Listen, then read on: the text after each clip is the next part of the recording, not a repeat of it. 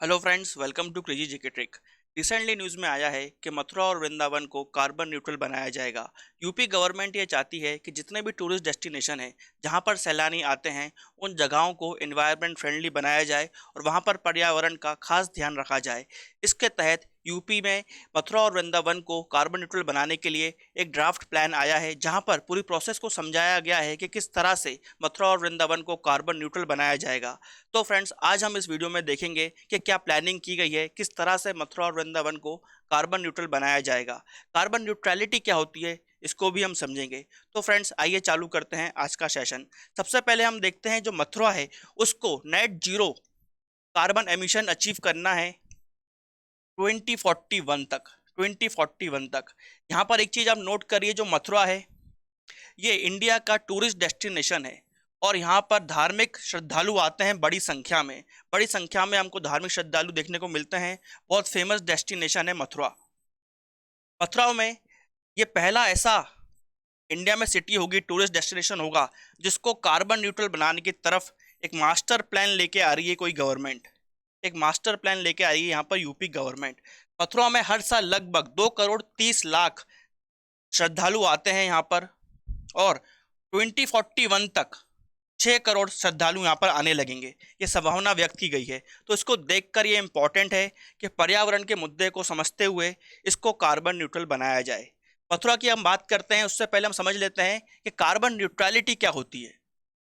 Carbon neutrality क्या होती है, हम सब जानते हैं कि CO2 कार्बन डाइऑक्साइड जो कोयला जलता है, व्हीकल से एमिशन होता है, धुआं निकलता है, फैक्ट्रीज से धुआं निकलता है, इन सब के अंदर CO2 कार्बन डाइऑक्साइड निकलती है।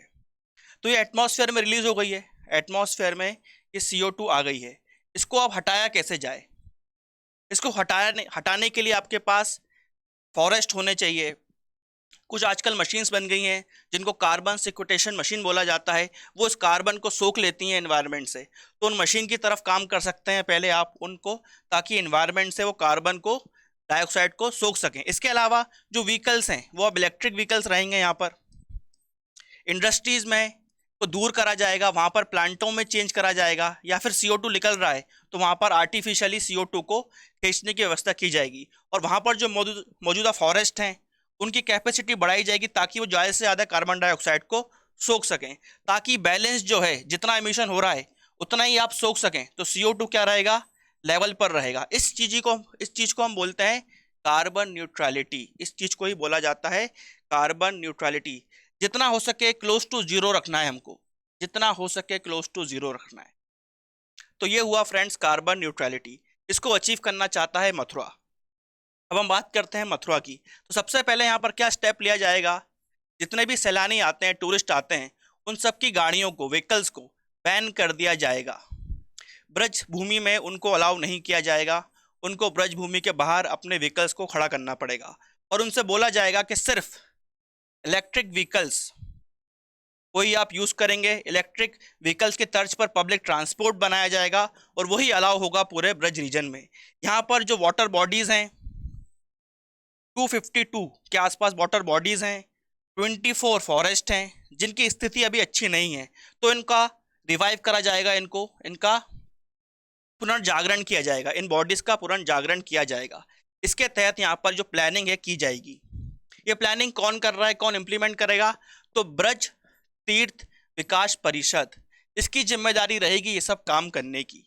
इसकी पूरी जिम्मेदारी है कि ये पूरा प्लानिंग करी जाए।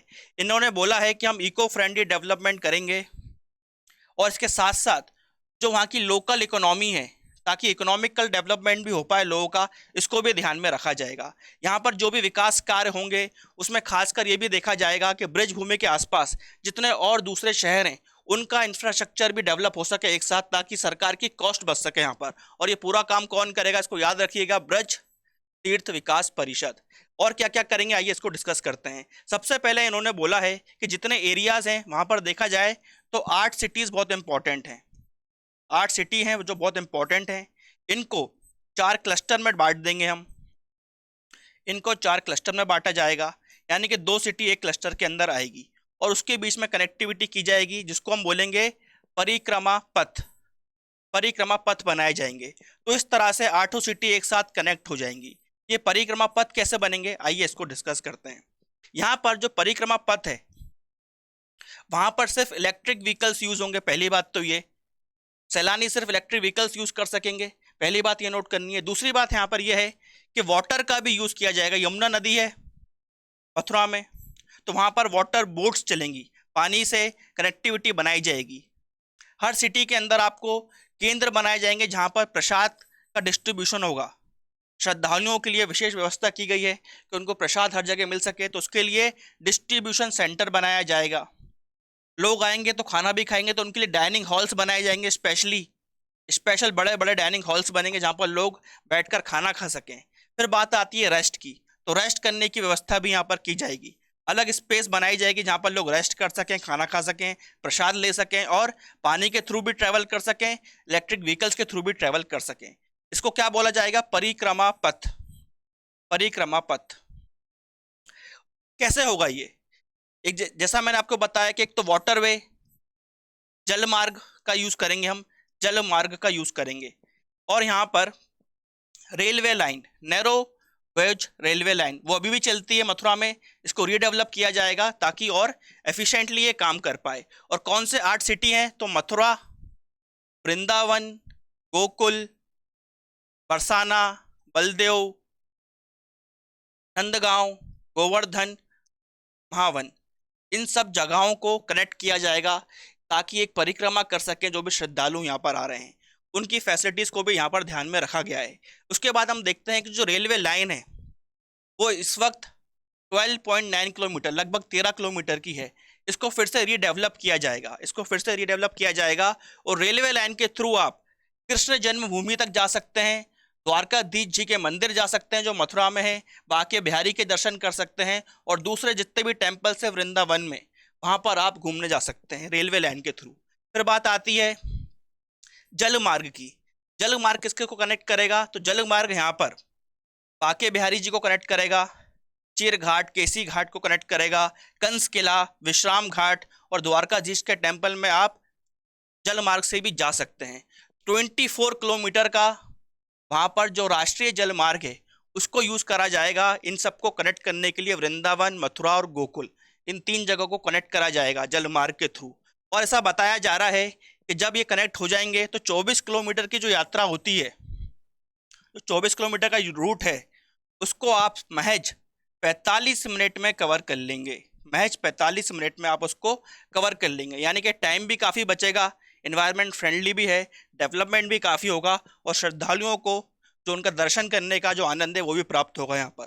नेक्स्ट यहाँ पर हम देखते हैं कि प्रधानमंत्री मोदी जी ने 2020 में अपने जब इंडिपेंडेंस डे की स्पीच होती है उसमें बोला था कि सिक्किम ने जिस तरह से अपने आप को ऑर्गेनिक स्टेट बनाया है, उसी तर्ज पर लद्दाख, कारगिल और लेह को वो कार्बन न्यूट्रल बनाएंगे, ऐसा बोला गया था उस समय। और उन्होंने उस समय हाईलाइट किया था कि इंडिया टॉप 5 रिन्यूएबल एनर्जी वाली कंट्री में आता है, जहां पर रिन्यूएबल एनर्जी से एनर्जी जनरेट होती है, उन टॉप 5 कंट्रीज में से इंडिया एक है। मोदी जी ने यह भी कहा था कि इंडिया में हम 100 सिटीज़ को हाईलाइट करेंगे और उनको आइडेंटिफाई कर कर उन सब सिटीज़ को कार्बन न्यूट्रल बनाया जाएगा। तो उसी तर्ज पर हम देखते हैं ये पहल की गई है ताकि यहाँ पर कार्बन न्यूट्रलिटी आ सके। फ्रेंड्स, बात ये आती है कि आप टारगेट बनाते हैं मगर अचीव कैसे करें, उन टारगेट्स को रिजल्ट तक कैसे पहुँचें। तो यहाँ पर मैं आपको एक कॉन्सेप्ट फॉर सक्सेस देना चाहूँगा। इस कॉन्सेप्ट को आप जहाँ भी लगाएंगे आप सक्सेस प्राप्त कर सकते हैं। तो किस तरह से कोई भी चीज़ की जाती है, तो सबसे पहले पॉइंट आता है यहाँ पर इंटेंशन का। आपकी नियत, आपकी इंटेंशन सही होनी चाहिए। अगर ये सही है तभी आप आगे बढ़ सकते हैं।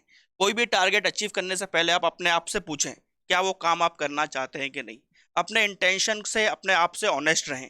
तो इंटेंशन सबसे पहले होनी चाहिए। तो यहाँ पर हमारी इंटेंशन क्या है कि हमको कार्बन न्यूट्रलिटी अचीव करनी है। जब आपने ये इंटेंशन कर ली है, दृढ़ संकल्प कर लिया है, उसके बाद आप क्या करेंगे, प्लानिंग करेंगे। फिर रूपरेखा बनाई जाएगी, किस तरह से संसाधनों को यूज़ करना है, किस तरह से चीज़ों को इम्प्लीमेंट करना है, रिसोर्सेज क्या है आपके पास, वो सब चीज़ें आप देखेंगे। तो प्लानिंग करेंगे, आईपी। और लास्ट स्टेज आती है एग्जीक्यूशन की। तब आप जब अच्छी प्लानिंग होगी तभी अच्छे से इम्प्लीमेंटेशन हो पाएगा। इंडिया में सबसे बड़ी दिक्कत एग्जीक्यूशन की रहती है।